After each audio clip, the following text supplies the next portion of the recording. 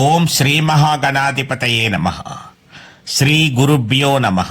శ్రీరామచంద్ర పరబ్రహ్మణే నమః. స్వామియే శరణమయ్యప్ప. భగవద్భక్తులారా, పరసా టీవీ ద్వారా అందిస్తున్న అయ్యప్ప స్వామి మహత్యం 8వ భాగంలోకి ప్రవేశించాం. కొంతమంది అయ్యప్ప భక్తులు ఈ వీడియోల పట్ల, పరసా టీవీ అందిస్తున్న వీడియోల పట్ల ఆనందాన్ని వ్యక్తం చేస్తున్నారు. చాలా వివరంగా ఉంటోందండి అని వారి యొక్క స్పందనను తెలియజేస్తున్నారు. వారందరికీ ధన్యవాదాలు. మరి అనేక విషయాలను ధారావాహికంగా అందించాలనేటువంటి సంకల్పంతో ఈ కార్యక్రమాన్ని ముందుకు తీసుకువెళ్తున్నాం. ఈరోజు బొట్టు ఎలా పెట్టుకోవాలి అనేటువంటి విషయాన్ని ప్రధానంగా మనం చర్చించుకుందాం. అయ్యప్ప స్వామి మాల ధారణ చేసిన క్షణము నుంచి ఆ మాల మెడలో పడే ముందు కూడా ఆ స్వామి యొక్క అనుగ్రహాన్ని పొందడానికి తప్పనిసరిగా నుదుటున ఒక బొట్టు ఉండడం అనేటువంటిది ప్రధానమైనటువంటి ఒక విధిగా భావించాలి. అంటే విధి అంటే తప్పనిసరిగా చేసి తీరవలసినటువంటి, అంటే అయ్యప్ప స్వామి దీక్ష తీసుకున్న వారందరూ కూడా నుదుటిన బొట్టుతో కనపడాలి. ఈ బొట్టులో రకరకాలు ఉన్నాయి. కొంతమంది విభూతిని ధరిస్తారు, కొంతమంది విభూతి రేఖలు అడ్డంగా పెట్టుకుంటారు, కొంతమంది తిలకధారణ చేసి విష్ణునామంగా పెట్టుకుంటారు, కొంతమంది మధ్యలో ఊరికనే నుదుటి మీద కుంకుమ బొట్టు పెట్టుకుంటారు. ఇలా ఏదో ఒక విధంగా నుదుటి మీద బొట్టు ఉంటుంది. అసలు శాస్త్ర ప్రకారం ఏమిటంటే, నుదుటిన ఏ విధమైనటువంటి బొట్టు లేనటువంటి ఆ ప్రదేశం అంతా కూడా శ్మశానముతో సమానమైపోతుంది అని చెప్పబడుతూ ఉంటుంది. కాబట్టి సనాతన ధర్మంలో, హిందూ సాంప్రదాయంలో ప్రతి ఒక్కరూ కూడా ఏదో ఒక బొట్టు, చిన్నదో పెద్దదో, విభూతో, సింధూరమో, గంధమో, తిలకమో, ఏదో ఒక బొట్టును పెట్టుకునే సాంప్రదాయాన్ని పాటిస్తూ ఉంటారు. ఇది వాళ్ళ ఆచారానికి సంబంధించిన విషయం. అయితే అయ్యప్ప స్వామి దీక్షకు సంబంధించినటువంటి విషయంలో బొట్టు యొక్క ప్రాధాన్యతను మనం గుర్తించాలి.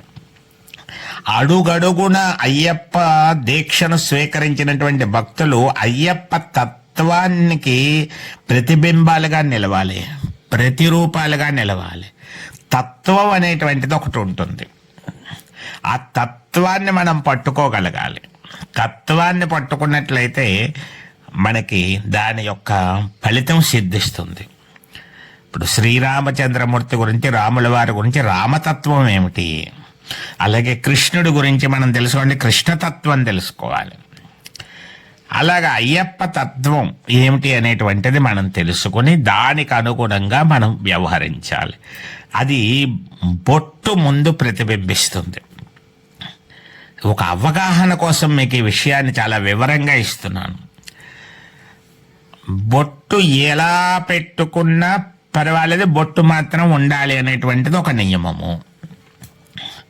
ఇంకా అయ్యప్ప స్వామి దీక్షధారణకు వచ్చేటప్పటికి ఎలా చేస్తే బాగుంటుంది అని ఒక్కసారి మీరు ఆలోచిస్తే, ఆయన హరిహర పుత్రుడు, హరిహర తేజము, శివశక్తి విష్ణుశక్తి కలిసి ఆవిర్భవించినటువంటి దివ్యమంగళ స్వరూపం ఆయన. అంటే ఆయనలో వైష్ణవ సంబంధమైనటువంటి, అంటే విష్ణు సంబంధమైనటువంటి, అలాగే శివ సంబంధమైనటువంటి 2 తేజస్సులు కనపడాలి. రెండింటి ప్రభావానికి ఆయన సంకేతంగా నిలుస్తారు. అది బాగా అర్థం చేసుకోండి. తల్లి పోలిక, తండ్రి పోలిక, 2 తల్లివి కొన్ని వస్తాయి, తండ్రివి కొన్ని వస్తాయి పిల్లల్లో.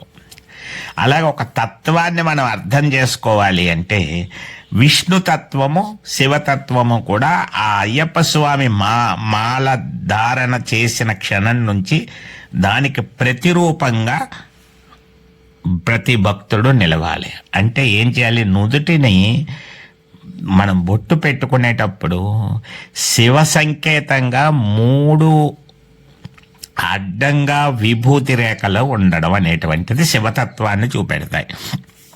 మరి విష్ణుతత్వము మధ్య భాగంలో, ఆ 3 రేఖల మధ్య భాగంలో నామము వస్తుంది.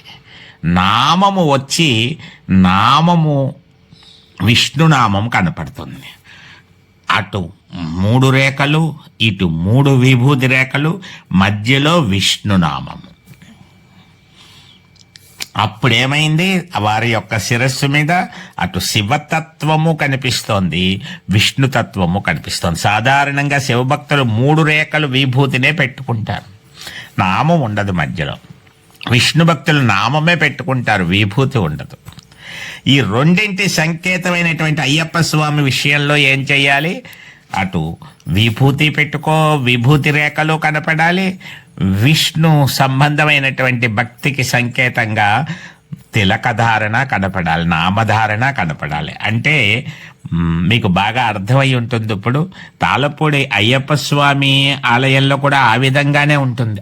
ఆ రూపకల్పన చేసేటప్పుడే మధ్యలో నుదుటి దగ్గర ఆ విగ్రహం తయారు చేసేటప్పుడే నామము కింద ఒకటి తయారు చేస్తారు, తయారు చేసి ఉంచారు కూడా. ఇప్పటికే అదే పద్ధతి పాటిస్తూ ఉంటారు. అటు ఇటు 2 వైపులా విభూతి రేఖలు వస్తాయి. మీకు చిత్రంలో చూస్తుంటే ఫోటో అర్థమవుతుంది, తాళపూడి అయ్యప్ప స్వామి ఫోటో. ఆ విధంగా ప్రతి భక్తుడు ఏం చేయాలి? తిలకధారణ చేయాలి. గుండ్రంగా ఒక బొట్టు పెట్టుకుంటూ ఉంటారు నుదుటి కింద. ఆ నుదిటి 2 కనుబొమ్మల మధ్యలో గుండ్రంగా ఒక బొట్టు వస్తూ ఉంటుంది. ఆ బొట్టు అమ్మవారికి సంకేతం. అంటే అటు అమ్మవారి సంకేతము కనపడుతుంది, విష్ణు సంకేతము కనపడుతుంది, శివ సంకేతము కనపడుతుంది. ఏదో గొబగొబ 3 విభూతి రేఖలు ఇలా రాసేసుకోవడం అని కాకుండా చక్కగా స్నానం అయిన తర్వాత బొట్టు పెట్టుకునేట విషయంలో చక్కటి శ్రద్ధ తీసుకోవాలి. ఆడవారు అలంకరణ బొట్టు విషయంలో ఎంత జాగ్రత్త తీసుకుంటారో అలాగ భక్తుడు తాను అయ్యప్ప తత్వాన్ని దాన్ని ప్రచారం చేయాలి. అయ్యప్ప తత్వానికి ప్రతిబింబంగా తాను నిలవాలి, తాను అయ్యప్ప తత్వానికి ప్రతిరూపం అవ్వాలి అనేటువంటి భావనతో ఏం చేయాలట? చక్కగా ముందు నుదుటి మధ్య భాగాన్ని విడిచిపెట్టి, లేకపోతే ముందు నామం పెట్టుకోండి. చక్కగా నామం పెట్టుకుని అటువైపు 3 విభూతి రేఖలు, ఇటువైపు 3 విభూతి రేఖలు, ఆ నామం అంచుని తాకేలా పెట్టుకోండి.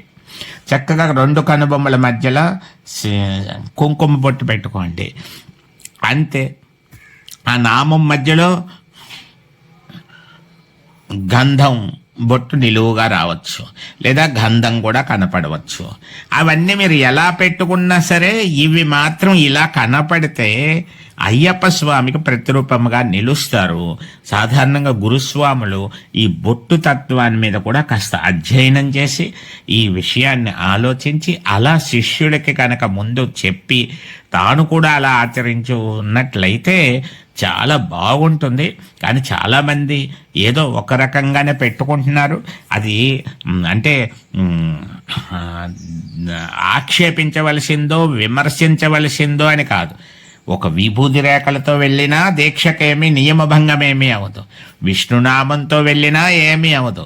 కానీ అయ్యప్ప తత్వాన్ని ప్రతిబింబించేలా ఉండాలి అంటే మాత్రం ఈ విధమైనటువంటి ఏర్పాటు చేసుకుంటే మీకు చాలా సంతృప్తిగా ఉంటుంది.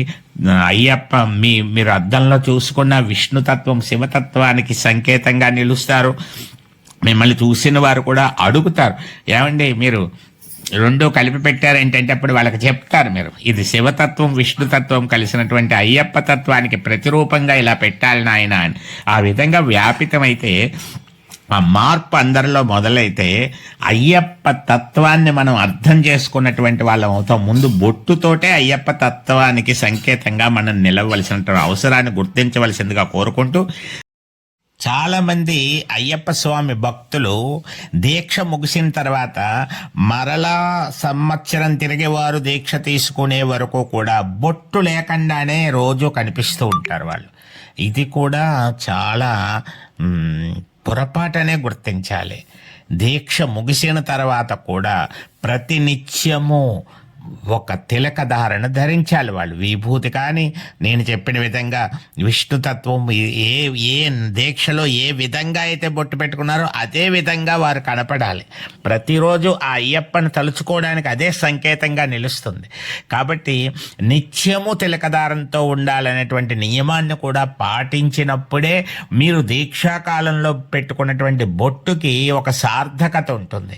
లేకపోతే పని అయిపోయింది, ఇంకా తర్వాత మళ్ళీ పని వచ్చినప్పుడు చూసుకుందాం అనేటువంటి భావనతో వ్యవహరించినటువంటి వారిగా మిగిలిపోతాం మనం. కాబట్టి అయ్యప్ప స్వామి మనకు ఎప్పుడూ రక్షణగా నిలవాలి అంటే, ఆయన అనుగ్రహం పొందాలి అంటే తప్పనిసరిగా బొట్టుని ధరించడం అనేటువంటి నియమాన్ని జీవితాంతము గుర్తుపెట్టుకోవాల్సిన అంశముగా భావించాలి అని చెప్పేసి మీకు ప్రత్యేకంగా మనవి చేస్తున్నాను. రేపటి భాగంలో మరొక మంచి విషయంతో మీ అందరినీ కలుసుకుంటాం. అందరికీ ఆ అయ్యప్ప స్వామి అనుగ్రహం లభించాలని కోరుకుంటూ, స్వామియే శరణమయ్యప్ప, స్వామియే శరణమయ్యప్ప, స్వామియే శరణమయ్యప్ప.